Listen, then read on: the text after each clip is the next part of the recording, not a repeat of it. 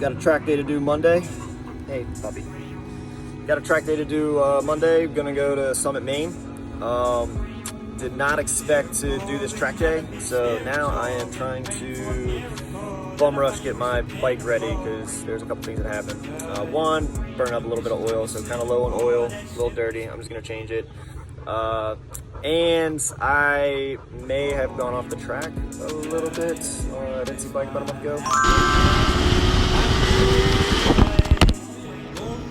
Haven't taken the belly pan off since, and I really need to do something about that. So maybe we'll do something. We'll find out. But yeah, pretty much got the truck ready to go. Now I just need to try to get this bike looking like somewhat. I already got the belly pan halfway off, so yeah, let's get at it.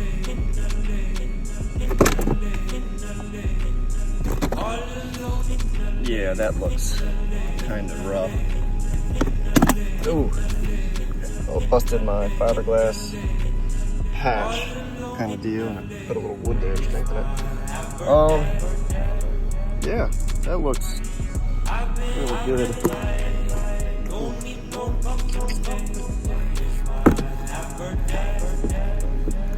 See daylight through there. That's not good. Yeah.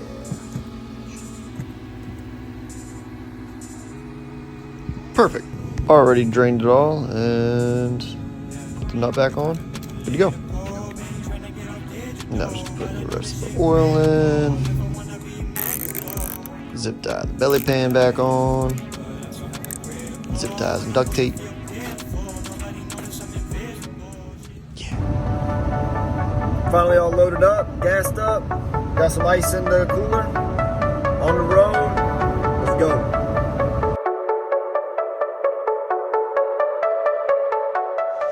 Tell you what, I did not expect this.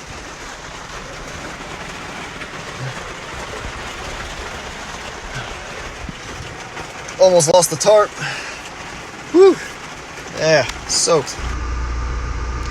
Got it all back together from the rain last night and ready to go today.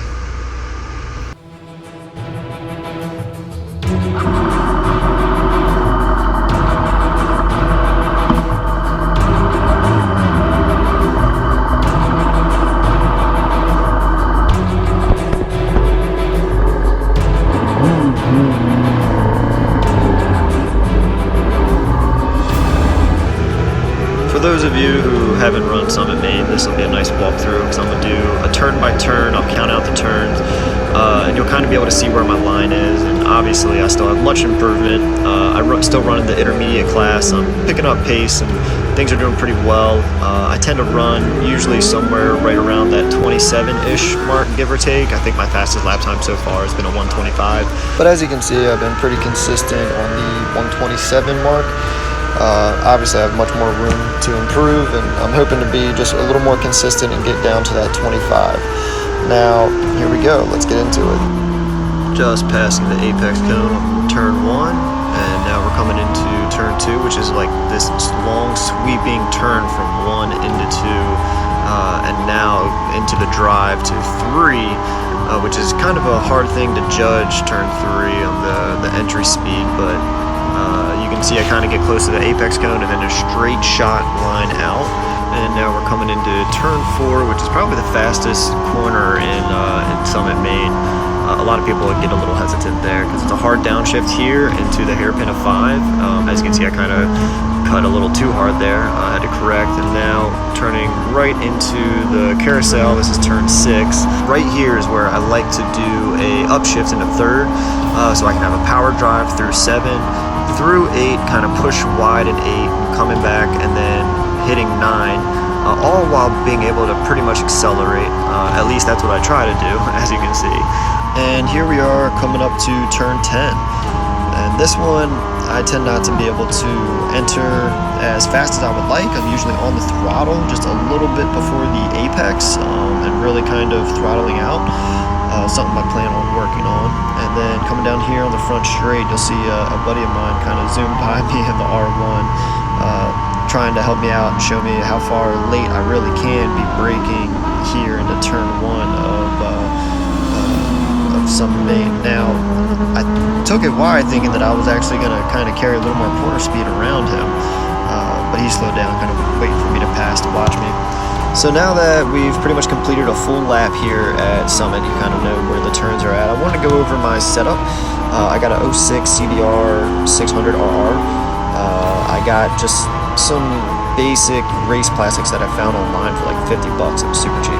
And I just kind of painted them up, made them look like something, and slapped them on. And obviously, you can see from earlier, I did not really care too much about them, which is why I wanted some cheap race fairings, just because I just don't want to care if, I go down on it at all. Like, I'm at a stage where I'm just, learning constantly. So if I make a mistake and go down, I don't want to be like, oh my god, I just lost my $1,000 race fairings. Nah, hard pass. So, yeah, so I just got some fairings on it. I think I put, what are they? The Woodcraft sliders, the engine covers, but nothing too crazy. It's mainly just stuff to kind of help protect my bike. I don't have rear sets yet. Everything else is still stock exhaust, stock pretty much everything. The only thing that I've done is just like slight suspension tweaks in my dampening, just for me and my setup and how I'm riding, but that's pretty much about it. Like, there's no extras to the bike. Now, I am running the Power Cup 2, the Michelins, which are like phenomenal, and I think this session I was running the Power Performance rear, which is like the slick rear, but it's the exact same compound, so I didn't need warmers. I'm still trying to get there to that point of actually needing warmers, but if I'm able to use slicks without ever actually paying for the $800 warmers, you can bet I'm going to use them. So anyways, those things are great. I feel like I got tons of grip. It gives me everything that I'm going to need out of that tire, and I don't think I'm ever going to go beyond its limits, at least not yet. I still have much more improvement to do before I really start running into those kind of issues. And as you can see here with this guy in front of me, I'm actually starting to get jammed up in a few spots. You'll probably see here shortly when coming into turn 1, you just got like a whole pack of guys, like 5 or 6 guys in front of you. And this is what me and my friends like to call an intermediate, like this group. This is why we like to call it the meat grinder, which is pretty much just everybody just jamming up, just freaking grinding it out, because everyone's going super fast, trying to figure out how to control their bikes, really don't know how to place their bikes really yet. Me included, I'm still trying to figure that out, but that's probably the most dangerous part of intermediate, is not being able to be predictable, which is what everyone looks for when they're trying to be able to get that bump from intermediate to advance. And a lot of people, want that bump, but they're not able to be predictable. You need to be able to, hold your lane, so to speak, when you're going in and out of a turn or through a turn.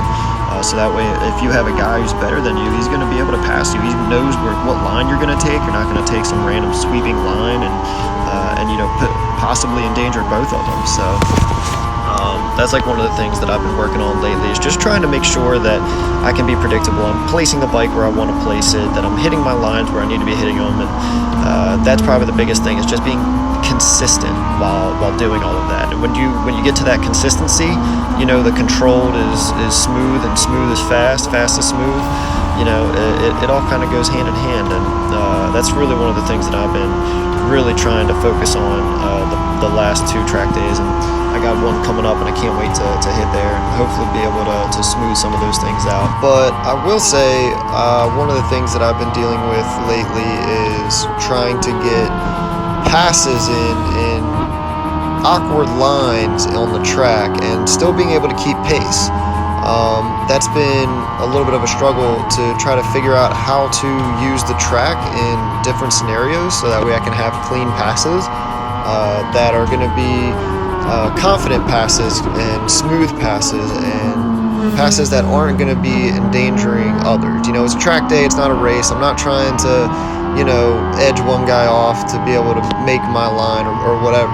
It's not like that. It's a track day. You're there to learn. You're pushing your limits a little bit, and trying to find some of those boundaries. And that's where I'm trying to be at now, is to get that consistency, be smooth, but also be able to take a line that I probably wouldn't normally take to be able to get around that guy to beat him to the apex, or carry a little more corner speed on that outside and have a different drive out than I would normally, right? So trying to find ways to be able to utilize the track, all of the track, and knowing where I can kind of make those passes like I just did right there on that guy. And I had to kind of come up short on this guy ahead of me and kind of come back, because otherwise I would have been stuck on an inside pass on him to try to carry that pace. It's like, how could I be able to make my way to the outside of him to be able to keep that pace and still be able to make a clean pass on the outside and carry that corner speed. So these are some of the things that I'm going to be really trying to focus on next time out. But I just want to be able to have that nice controlled pass. I mean, like, this is what I'm talking about right here. When you're coming up, you got 5, 6 guys coming through turn 1, trying to find a way to come through. The guy on to the left's kind of not predictable. He's looking like he's going to try to sweep in, which he started to do. He kind of held his lane on the outside because he went way far out wide. But now I'm going to be able to kind of cut in here because he just like everyone else, misread turn 3, and I should have been able to carry a little more corner speed to kind of hit the outside of that guy in front of me. I would have been able to keep pace there. And he's probably on a 1,000. As you can see, coming down the straight, he just launched as I'm kind of lacking. But now I'm going to outbrake him, these 2 guys, coming into turn 5. And being able to keep that pace and keep that, those passes safe while I'm able to keep that pace is what I'm going to be searching for, and that's only going to help me out later on. Because when I get into those faster paces, those lines tighten up more and more, because when you carry that faster pace, you're going at a higher rate of speed, you run out of track real quick. So you got to really be able to know when to be able to make that pass and what line that you can and can't take and at what speeds. And it's like figuring all that out. And that's what I really look forward to seeing, and why I truly love this sport, because it's the only sport where you're really able just to test yourself and push yourself to a limit and collaborate with all the guys there at the track. Everyone's there to learn and figure it out, and it's really cool. I just love that environment because everyone's there to help each other. And if you've never been to a track day, all I can say is, like, please go. Like, you're gonna absolutely love it. You're gonna push yourself on the motorcycle. You're gonna meet some of the coolest guys. They're all there to kind of help each other and better each other and be able to ride safely. And it's just such a cool environment. But it's just one of those things. Me personally, I just love being able to push myself, because when you're in that moment, there's just nothing else. It's just whatever's in front of you. You're gonna figure out what's going on in front of you, because the risks are quite obvious. Like, you don't want to thrash your bike, you don't want to hurt yourself, you don't want to send yourself to the hospital.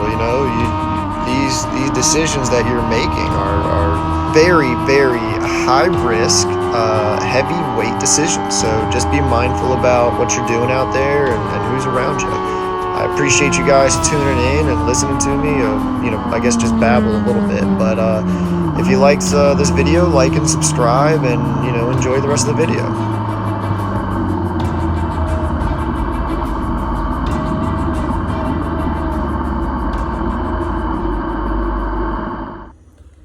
So, figured I'd check out what the advanced riders look like in my downtime before my next session.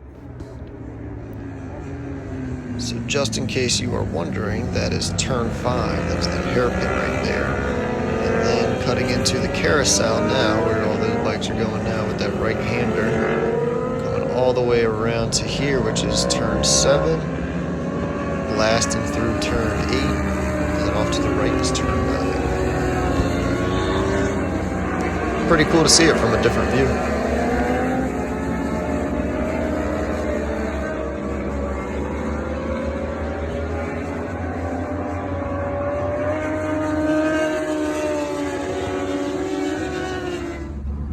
And the day is done, showered up, on the way out.